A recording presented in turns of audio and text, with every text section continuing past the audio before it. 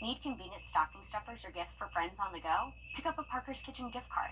They're good for almost everything in store and fuel at any Parker's Kitchen location.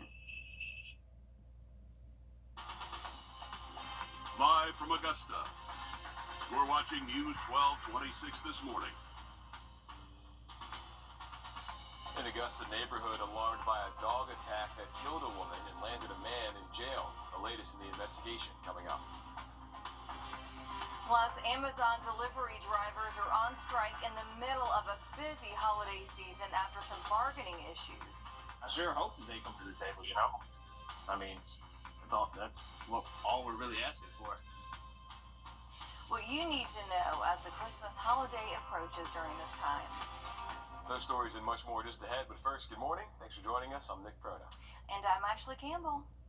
The moment it is 6:03. A man is behind bars after a deadly dog attack. Richland County deputies say they arrested this man on your screen, 55-year-old Charles Blackwell. He's charged with involuntary manslaughter.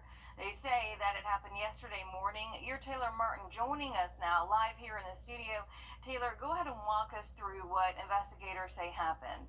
Well, actually, officials say 21-year-old Samar Rogers was walking on Ira Road when she was attacked. When they got there, deputies say they found Rogers, who had been attacked by two dogs.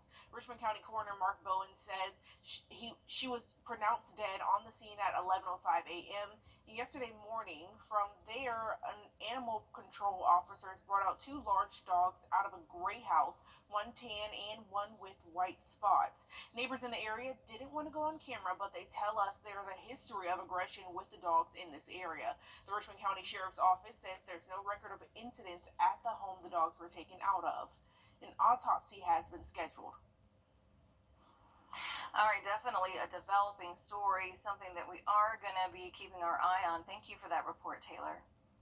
City leaders are continuing to let you know a National Guardsman facing murder charges will remain in federal custody as he awaits trial. 25-year-old Natravian Landry is accused of shooting and killing Army Reservist Andre Stewart Jr. Saturday at Fort Eisenhower. Post officials say Stewart was in a romantic relationship with the mother of Landry's child. Landry was in front of a judge yesterday for a detention hearing. He'll be back in court for a preliminary hearing on Monday. 18 is facing charges in connection to a shooting in Richmond County. 17-year-old Davian Strong is on your screen, and deputies say they were called to a home on Hiawatha Drive for a gunshot wound. Deputies say when they got there, they met the victim's young sister, who said that she found the victim lying in the back of the home with a gunshot wound to the face. The victim's sister says shortly before that, she heard the gun go off, then a loud scream. Strong is charged with armed robbery, aggravated assault, along with a weapons charge. A suspect is on the run, and a K-9 officer is recovering after a multi-law enforcement agency chase turned into a shootout in Coweta County yesterday. The GBI says 51-year-old Ira Williams is armed and dangerous, and they're urging people in the area to lock down and stay inside. The GBI says Williams led Georgia State troopers on a chase after a traffic stop. Officials say Williams shot at troopers and Coweta deputies several times during that chase. The K-9 named Amor was hit during the exchange, and he was released from a pet hospital after being airlifted there. Troopers say they fired back at Williams and did a pit maneuver to stop him, but he escaped into some woods in Grantville. It's unknown if he was injured in that shooting. A workers' strike just got underway at a Metro Atlanta Amazon facility. If you're wondering what this means for you at home, your Christmas packages and any other shipments may be in danger. I know mine are. The strike comes after the Teamsters Union claim that Amazon missed its December 15th bargaining deadline. The group is demanding higher pay, hazard pay, and other work conditions. They claim that Amazon has illegally refused to recognize or bargain with its unionized workers. A supply chain expert explains consumers could begin seeing the impact soon.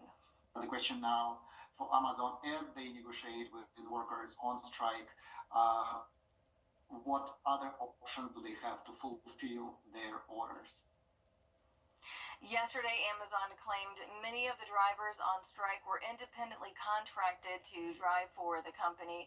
Therefore, they do not have an obligation to bargain with non-Amazon employees. FEMA keeping its promise. North Carolina Helene victims. More temporary homes are arriving in the hard-hit mountain region to give families a place to lay their heads. The agency has promised the delivery of 103 travel trailers and manufactured homes to families. As of now, they've delivered 77. 26 families are still without, but FEMA says they are on the way. Recently, the agency was under fire because of the delay with getting those homes in. Parts of McCormick County are under a boil water advisory, so you do want to listen up. Officials say areas near and on Lake Ridge Drive should boil their water for 1 minute before cooking or drinking it. They say dirt or debris may have gotten into the water system. We'll let you know when that advisory has been lifted. And that boil water advisory on Crescent Drive in McCormick County we told you about has been lifted. Officials say that you no longer need to boil your water before eating or drinking with it. Coming up, more than 100 Georgia programs are getting $70 million to fight an opioid crisis. We're going to tell you more about that coming up. Well, cooling down here with the low 50s at this point. We are tracking some fog around the area. Not so much here by our studios here. A little bit better commute, but talking about a cool down that'll take us cold into the weekend next. Stay with us. And as we head to break, giving you a live look at Grovetown at 6:10.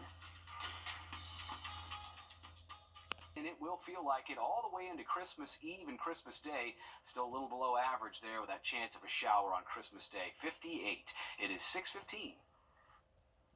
Georgia opting into several multi-state lawsuits against opioid manufacturers and distributors starting in 2021. Several settlements later, the state has more than $600 million to spend on programs. Now that money's being put to use. One organization tells your Abby-Casaurus the money will make a big difference. Addiction recovery groups are trying to stop overdose trends. According to nationwide data from the Atlanta-based Center for Disease Control, opioid overdose deaths dropped in 2023 and continue to drop monthly throughout 2024. Georgia organizations receive a part of those opioid settlement dollars, totaling $70 million over the next 2 years. Danielle Bonanno says walking into a place like this gave her the chance to get sober and stay sober for the last 7 years. I know.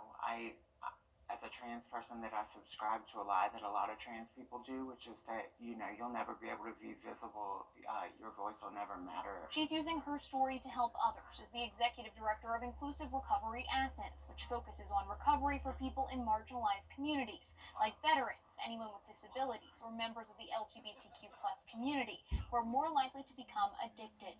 People live here. They set them up with jobs, make sure they're getting to appointments. It might take a year or two, but their organization is focused on creating a healing environment. I think, our recovery community here is just really good at meeting people where they're at. Acceptance Recovery Center will receive more than $300,000 from the state's Opioid Abatement Trust, funded with opioid settlement dollars. The money means they can expand, purchase a bigger space, and grow their roots in their community. For us, we're just really ready to be able to put a roof over everybody's head.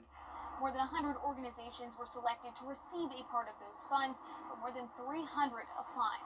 The commissioner for the Department of Behavioral Health and Developmental Disabilities says he will reopen the applications again in 2025. In Atlanta, I'm Abby-Casaurus.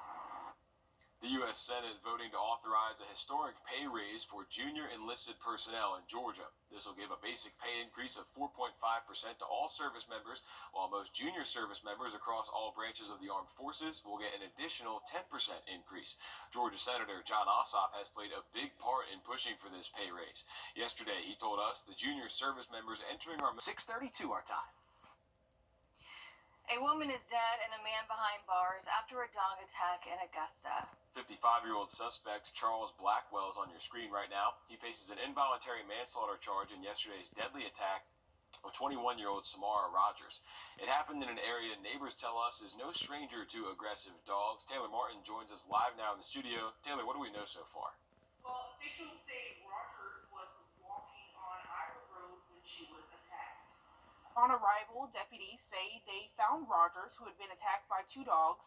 Richmond County coroner says she was pronounced dead on the scene at 11:05 a.m. yesterday morning. Now, from there, animal control officers brought out 2 large dogs out of a gray house one tan and one with white spots. Neighbors in the area didn't want to go on camera, but they tell us there's a history of aggression with the dogs in this area, although the Richmond County Sheriff's Office says there's no record of incidents at the home the dogs were taken out of. And the autopsy has been scheduled. And no word yet on what animal control plans to do with those dogs, but we will follow up on this and keep you updated. Taylor Martin live in the studio this morning. Thank you, Taylor. People displaced from their homes because says they didn't have enough evidence to prove murder beyond a reasonable doubt. Right now, Georgia Power is preparing to raise rates yet again. State utility regulators voted Wednesday to let the power company raise rates on January 1st. Rates are expected to go up by 3.5%. Georgia Power says the money will be used to pay for grid improvements, investments in cleaner energy, and customer service upgrades.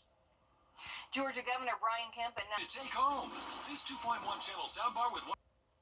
all right, time for our dog walk forecast. Another festive one. Meet Leo Luca. Hello there. I love those decked out lights around her. Little light necklace there. Very nice. Very cute. Thank you for sending that in. Keep them coming, especially around this time of year. We love to see the Christmas dogs, Tim, don't we? That's right. We love them. We're looking at visibility that's improved.